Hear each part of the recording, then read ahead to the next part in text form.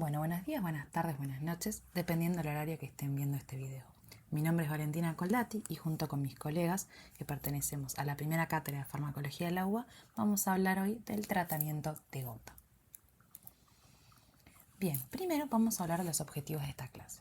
Los objetivos van a ser conocer los principales fármacos empleados para el tratamiento de la gota, su farmacocinética y farmacodinamia, entender los efectos adversos y contraindicaciones para su uso y conocer el esquema de tratamiento de gota aguda y de gota crónica. Bien, primero en principal hay que entender qué es la gota. Bien, este es un trastorno metabólico que se da por el aumento de ácido úrico, que puede estar dado tanto por un aumento de la síntesis o por una disminución en la excreción del mismo. Hay que tener en cuenta que existen algunos fármacos que evitan la eliminación del ácido úrico que también interaccionan a esta altura. Estos son los diuréticos, el metotrexato y la penicilina que pueden generar crisis de gota aguda por este mecanismo. Bien, ¿qué es lo que va a pasar? Una vez que se genera este aumento de ácido úrico, a nivel de las articulaciones, que principalmente va a ser la articulación del dedo hallux, lo que va a pasar es que el ácido úrico va a cristalizar generando cristales de urato monosódico depositándose en las articulaciones. Esto, como consecuencia, va a generar un aumento de los neutrófilos en la zona, generando de esta manera inflamación y dolor. Asimismo, por un fenómeno inflamatorio se disminuye el pH, generando un círculo vicioso de esta patología a nivel articular, fomentando, el dolor y la inflamación, por supuesto. Existen dos formas de tratamiento de la gota. Uno de ellos es la disminución de la inflamación, ¿sí? Si uno disminuye la llegada de los neutrófilos, va a disminuir justamente el dolor que éste genera, o disminuyendo el ácido úrico para que no precipite, evitando la cascada inflamatoria consecuente. Bien, hay que tener en cuenta que existen dos tipos de gota, ¿sí? Lo que se denomina la gota aguda, ¿sí? Que generalmente se da en las articulaciones inferiores del dedo hallux, a nivel del tobillo, a nivel de las rodillas, y después sí lo que es la gota crónica, donde se generan estas cosas que se pueden ver en pantalla, que se llaman tofos, a nivel articular o mismo a nivel de lo que son los cartílagos. Bien, ahora sí vamos a ir a lo que nos compete en la clase de hoy, que va a ser la farmacología del tratamiento de esta enfermedad. Bien, el principal fármaco que se utiliza va a ser lo que es la colchicina, ¿sí? Su mecanismo de acción va a ser despolimerizar la beta-tubulina. De esta forma se altera la estructura del sistema de microtúbulos, ¿sí? Generando así una disminución de la llegada de los neutrófilos o disminución de lo que es la mitosis. Tengan en cuenta que los neutrófilos, para llegar a la articulación, hacen lo que se llama diapedesis, que para esto se necesitan los microtúbulos. Entonces, de esta forma, la colchicina va a evitar que los neutrófilos lleguen hacia el sitio inflamatorio. Otra de las cosas que genera la colchicina va a ser inhibir la oxidación de la glucosa, inhibir la producción de ácido láctico de los leucocitos. Otra también de sus acciones va a ser detención de la respiración celular, inhibición de la liberación de histamina, inhibición de la liberación de insulina, impide la degranulación de los melanocitos, disminuye la temperatura corporal y genera vasoconstricción venosa. Hay que tener en cuenta y recordar que la colchicina no es un antiinflamatorio. Si bien inhibe la llegada de los neutrófilos a un sitio de inflamación, si los neutrófilos ya llegaron, la colchicina no funciona, ¿sí? Tampoco disminuye, por supuesto, la uricemia. Bien, dentro de lo que es la farmacocinética de la colchicina, tiene una administración oral, ¿sí? Porque si se administra de vía intravenosa genera flebitis local.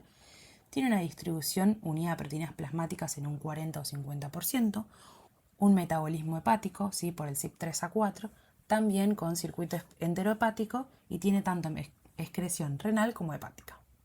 Hay que tener en cuenta que la colchicina va a duplicar en insuficiencia renal porque no va a poder justamente tener este pequeño eliminación renal.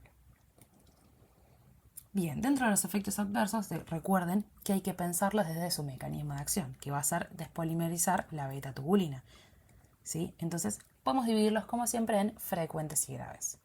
Los más frecuentes van a ser efectos adversos digestivos, ¿sí? Recuerden que todas las células que se encuentran en el tubo digestivo, que son epitelio, tienen alta tasa de replicación. Recordemos que disminuye el uso mitótico. Y a nivel grave puede generar pancitopenia disminuyendo tanto la serie roja como la serie blanca, puede generar insuficiencia renal y hasta convulsiones o coma en algunos pacientes de forma grave. Bien, dentro de lo que es la posología de la colchicina, comienza con 1 miligramo de colchicina al inicio y 0,5 miligramos cada hora, ¿sí? Hay que tener en cuenta que esto no puede durar más de 7 a 10 días, es un tratamiento corto. Se debe descontinuar el tratamiento con la desaparición del síntoma, con diarrea, porque ya estamos hablando de que está comenzando un efecto adverso fuerte por disminución de la replicación a nivel digestiva, o cuando ya se alcanza una dosis máxima de 6 miligramos al día. Bien, de vuelta, lo mismo. Para las contraindicaciones tenemos que utilizar el mismo concepto, ¿sí?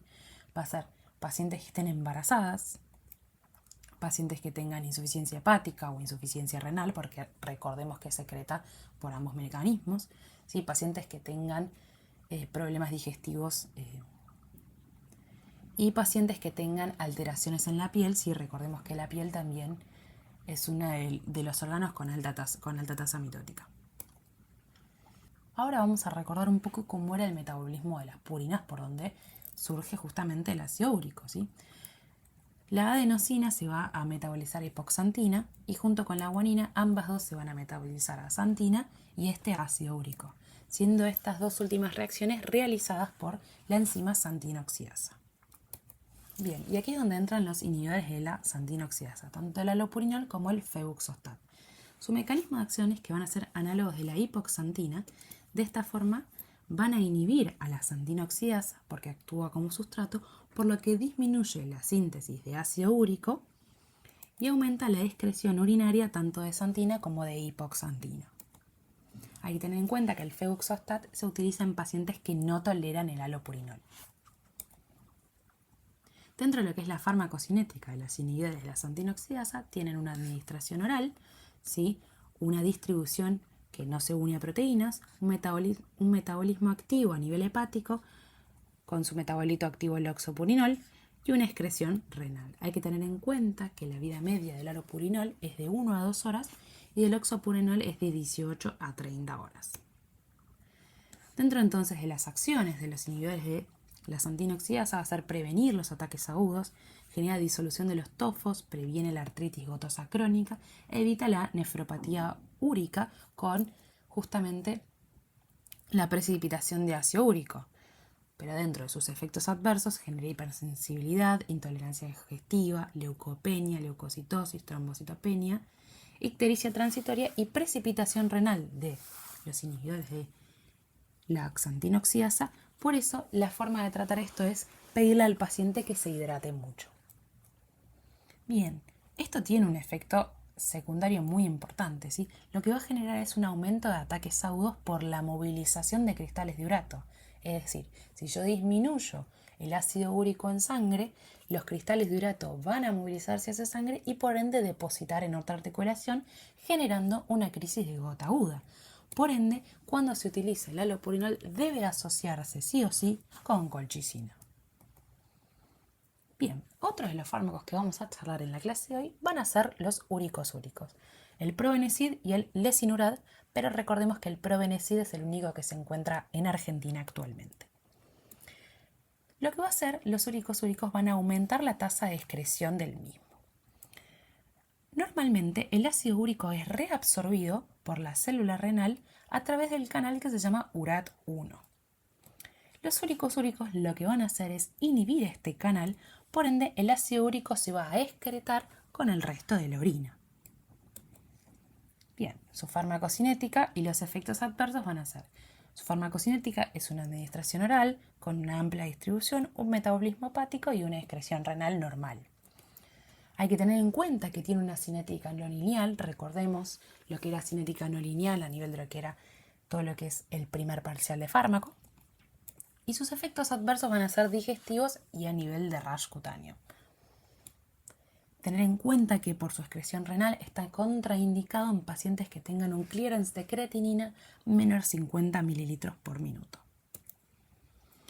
Bien, retomando entonces, los objetivos del tratamiento de la gota va a ser disminuir los síntomas de los mismos, disminuir el riesgo de ataques agudos y descender los niveles de ácido úrico sérico. Bien, entonces, haciendo un pequeño resumen, en pacientes con gota aguda vamos a utilizar colchicina y alopurinol, ¿sí? AINES y glucocorticoides para disminuir la inflamación y el dolor consecuentemente, y en pacientes con gota crónica vamos a usar alopurinol o febuxostat y los úricos. Bien, y haciendo un pequeño recuerdo de lo que habíamos charlado al principio de la clase, ¿sí? Recordemos que los cristales de urato monosódico van a ser quienes atraían los neutrófilos a nivel de las articulaciones y que teníamos dos formas de tratar la gota, ¿sí? Disminuyendo la inflamación o disminuyendo el ácido úrico. Para disminuir la inflamación vamos a tener los AINES y los corticoides, ¿sí? Recordemos que la colchicina no es un antiinflamatorio per se, ¿sí? Una vez que los neutrófilos llegan, no va a actuar de esa forma, pero previene la llegada de los neutrófilos cuando ya está depositado el urato monosódico. Y a nivel de la disminución del ácido úrico teníamos la disminución de la formación con el alopurinol o el febuxostat o el aumento de la excreción del ácido úrico con el probenecid y el lesinurad. Hay que tener en cuenta que a todo esto se le puede agregar la modificación del estilo de vida del paciente, ¿sí? Tratar de que consuma menos alimentos que puedan aumentar la degradación de purinas, como pueden ser las carnes, los pescados, los mariscos, suelen ser alimentos con alta concentración de purinas. Bien, ya llegando un poco al final de lo que es esta clase, vamos a charlar las conclusiones. El depósito de los cristales de urato son los que generan quimiotaxis de neutrófilos, con consecuentemente la inflamación y el dolor, que la hiperuricemia no es sinónimo de gota, la colchicina es el principal fármaco para el tratamiento del mismo, todos los tratamientos de disminución de la hiperuricemia deben asociarse sí o sí con colchicina y el tratamiento va a variar entre gota aguda y gota crónica. Aquí les dejamos las referencias que utilizamos para la realización de esta clase. Y muchas gracias. Aquí les dejamos nuestro mail por si tienen algunas dudas. Espero que esta clase les haya servido.